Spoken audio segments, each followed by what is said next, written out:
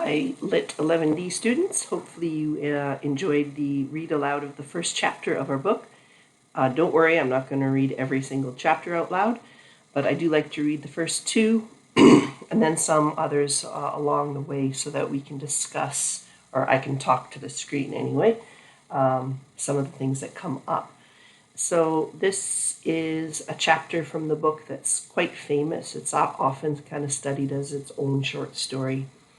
And in this chapter, Why Chicken Means So Much to Me, it really kind of digs at the heart of one of the issues that our protagonist has to face all the way through, and that's that extreme poverty. When you did your research earlier on Sherman Alexie's life and Indian reservations in the United States in general, that was something that kept coming up, that in general, many of these places very much struggle with poverty. So with our protagonist, with Junior, he's even kind of further down the ladder in that his family seems to be extra poor. And a lot of that seems to be due to his father's drinking problem.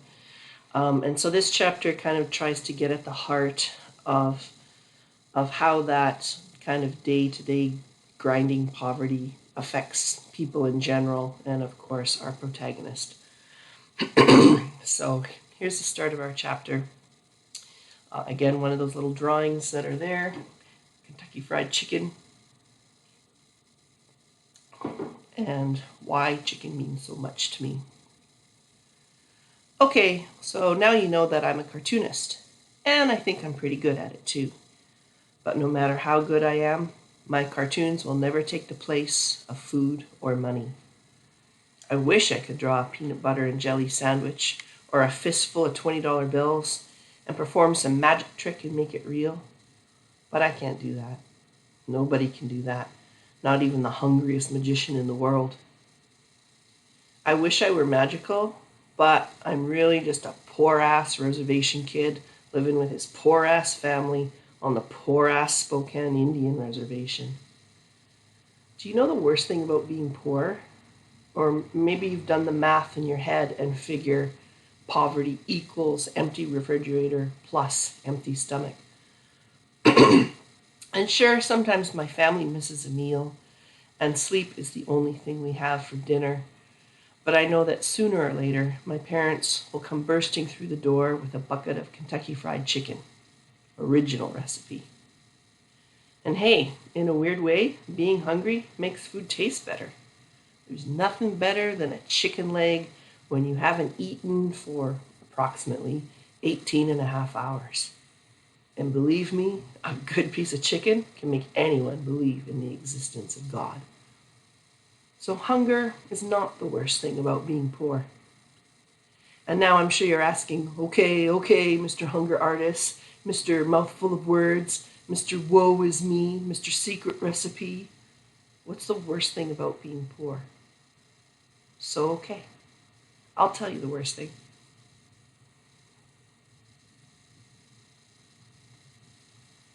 Last week, my best friend Oscar got really sick.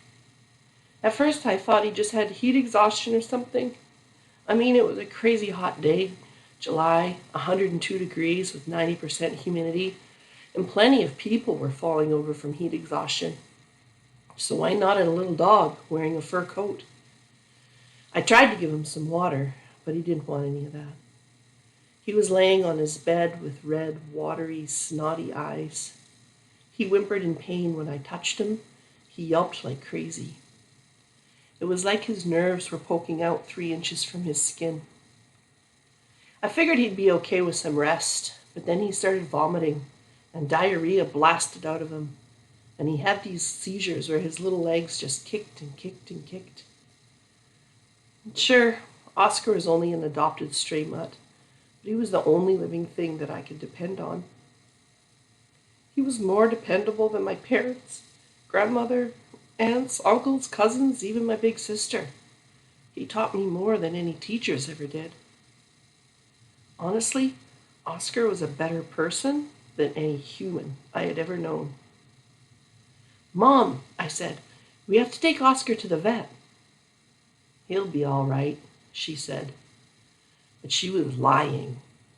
Her eyes always got darker in the middle when she lied. She was a Spokane Indian and a bad liar, which didn't make any sense. We Indians should really be better liars, considering how often we've been lied to. He's really sick, Mom, I said. He's going to die if we don't take him to the doctor. She looked hard at me, and her eyes weren't dark anymore, so I knew that she was going to tell me the truth. And trust me, there are times when the last thing you want to hear is the truth. Junior, sweetheart, Mom said, I'm sorry, but we don't have any money for Oscar. I'll pay you back, I promise. Honey, it'll cost hundreds of dollars, maybe 1,000. I'll pay back the doctor. I'll get a job. Mom smiled all sad and hugged me hard. Geez, how stupid was I? What kind of job can a reservation Indian boy get? I was too young to deal blackjack at the casino. There are only about 15 green grass lawns on the reservation, and none of their owners outsourced the mowing jobs. And the only paper route was owned by a tribal elder named Wally, and he had to deliver only 50 papers, so his job was more like a hobby. There was nothing I could do to save Oscar. Nothing, nothing, nothing. So I lay down on the floor beside him, patted his head, and whispered his name for hours. Then Dad came home from wherever and had one of those long talks with Mom, and then they decided something without me. And then Dad pulled down his rifle and bullets from the closet. Junior, he said, carry Oscar outside. No, I screamed. He's suffering, Dad said. We have to help him. You can't do it, I shouted. I wanted to punch my dad in the face. I wanted to punch Lint in the nose and punch him right in the nose and make him bleed. I wanted to punch him in the eye and make him blind. I wanted to kick him in the balls and make him pass out. I was hot mad, volcano mad, tsunami mad. Dad just looked at me with the saddest look in his eyes. He was crying. He looked weak. I wanted to hate him for his weakness.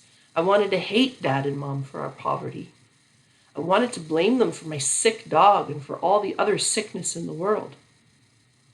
But I can't blame my parents for our poverty because my mother and father are the twin suns around which I orbit, and my world would explode without them. And it's not like my mother and father were born into wealth. It's not like they gambled away their family fortunes. My parents came from poor people who came from poor people who came from poor people all the way back to the very first poor people. Adam and Eve covered their privates with fig leaves. The first Indians covered their privates with their tiny hands. Seriously, I know my mother and father had their dreams when they were kids. They dreamed about being something other than poor, but they never got the chance to be anything because nobody paid attention to their dreams. Given the chance, my mother would have gone to college. She still reads books like crazy. She buys them by the pound, and she remembers everything she reads. Okay, so now we're coming across some more artwork. Very nice kind of fantasy drawing of how Junior imagines what his parents would have been like if they had been given the opportunity to follow their dreams, but of course they cannot. She recites whole pages by memory. She's a human tape recorder. Really, my mom can read the newspaper in 15 minutes and tell me the baseball scores, the location of every war, the latest guy to win the lottery, and the high temperature in Des Moines, Iowa. Given the chance, my father would have been a musician. When he gets drunk, he sings old country songs, and blues too, and he sounds good, like a pro, like he should be on the radio. He plays the guitar and the piano a little bit, and he has this old saxophone from high school that he keeps all clean and shiny, like it's going to join a band at any moment. But we reservation Indians don't get to realize our dreams. We don't get those chances or choices. We're just poor. That's all we are. It sucks to be poor, and it sucks to feel that you somehow deserve to be poor. You start believing that you're poor because you're stupid and ugly. And then you start believing that you're stupid and ugly because you're Indian. And because you're Indian, you start believing you're destined to be poor. It's an ugly circle, and there's nothing you can do about it. Poverty doesn't give you strength or teach you lessons about perseverance. No, poverty only teaches you how to be poor. So, poor and small and weak, I picked up Oscar. He licked my face because he loved and trusted me. And I carried him out to the lawn, and I laid him down beneath our green apple tree.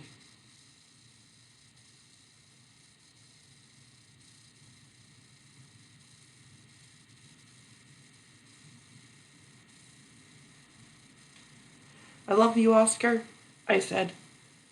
He looked at me, and I swear to you that he understood what was happening. He knew what Dad was going to do, but Oscar wasn't scared. He was relieved, but not me. I ran away from there as fast as I could. I wanted to run faster than the speed of sound, but nobody, no matter how much pain they're in, can run that fast. So I heard the boom of my father's rifle when he shot my best friend. A bullet only costs about 2 cents, and anybody can afford that. Told you guys I cried this one.